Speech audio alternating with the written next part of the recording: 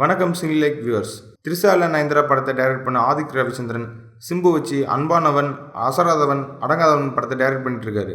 இந்த படத்துக்கு ஷார்ட்டா ட்ரிபிள் பேர் வச்சிருக்காங்க. இந்த படத்துல சிம்பு 3 ரோல்ல பண்ணிட்டு இருக்காரு. ஒரு அப்பா கேரக்டர், 2 பசங்க கேரக்டர்ல நடிச்சிட்டு இருக்காரு. பசங்க 2 பேரும் ட்வின்ஸாம். டைட்டில் வச்சு பார்க்கும்போது அப்பா அன்பானவன், ஒரு பையன் அசராதவன், இன்னொரு பையன் அடங்காதவன் தெரியுது.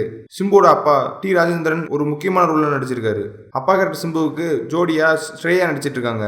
மகன் சிம்பு ஜோடிக்கு யாருன்னு இன்னும் வரையும் அஃபிஷியலாக எந்த ஒரு நியூஸும் சொல்லாமல் இருந்தாங்க.